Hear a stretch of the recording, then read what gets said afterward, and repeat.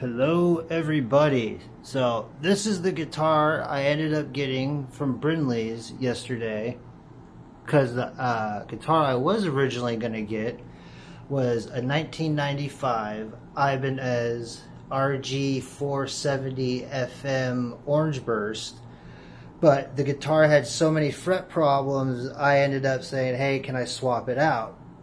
And I asked, hey, did you have any Jacksons on hand? And luckily he did. And what's special about this one we'll get to in a few minutes, but I didn't know this thing was actually modded out. And I've been looking for a special kind of Jackson for a while, because I started out playing Jacksons in 2000 because it was my first name brand guitar. And also what's special about this is it's a maple fretboard, and it's about 25 years of my playing, I've never had a maple fretboard, and now I see why metal players play them. So this is a Jackson JS34Q Dinky DKAM in, as you can tell, transparent red. And I like where the controls are as well too, because look how far away they are from the pickups. And so I'm not like on my Petrucci and all that, I'm usually hitting right here, and that's uncomfortable. And I mean, you always find a flaw in any guitar you play, that you know you're gonna hit something and all that.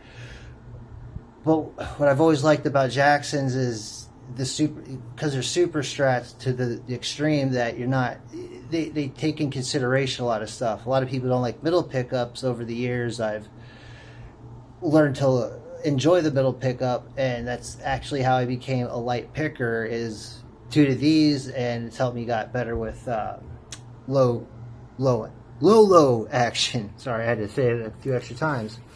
But what's cool about this is, even though it came with a stock Jackson trem by Floyd Rose, I think this actually is an upgraded trem, you know, just the trem itself.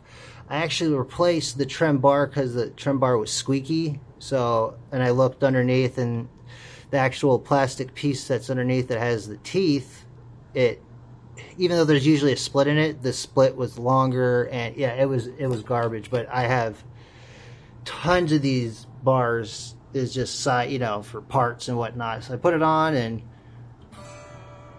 works just fine.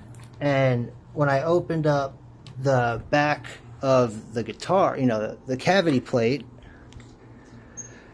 I noticed that this individual who had it before me really modded the crap out of this. So it actually has a real Floyd Rose 1000 claw with springs. I mean, look at that claw, it's huge. And has a Floyd Rose 1000. Let me pull this out real quick. I apologize. It's all shaky. But the big, keep hitting the floor. The big block, like I was saying, let me move the strap. The big block is a real Floyd Rose 1000 32 millimeter steel big block. And well, I'm sure some of you are asking, well, what does that mean? Well, most people like to use brass, like Eddie Van Halen. He used brass, and that's what I have in my Vapor 1, the one with the green strap. Brass produces a warmer tone, as where steel is going to produce brighter tones. And which, you know, brighter tones are good to have if you're, I feel, when you're doing low tunings and stuff like that, which we're going to move now to the next part. So there she is, all right there. I mean, you could tell whoever had this barely used it, because there's no staining on the fretboard. You could tell they got it from the Evil Empire Guitar Center, because that's one thing that's always frustrated me since day one of being a trem player and a tech. Not only can I not stand the Gibson knot, because side tip, Gibson knot is not helpful for staying in tune, and this right here, this is lazy stringing for tremolos. Cut the ball tip off. That's the whole point of this system. But digressing, so I got it all set up, and we have it at 1.5 millimeter on the bass, and we have 0.5 millimeter on the treble, and it's awesome. And right now it's in drop D because the strings on it were old as heck, and the guitar, because it's metal as hell, I decided I'm putting in C sharp tuning, straight C sharp. So I'm using a whole new style of gauge strings, 11 to 54, because I figured, you know, what's the point of going in C sharp tuning, which, you know, I call it White Zombie tuning, or Black Sabbath, Slayer, you know, Mastodon. Those kinds of bands use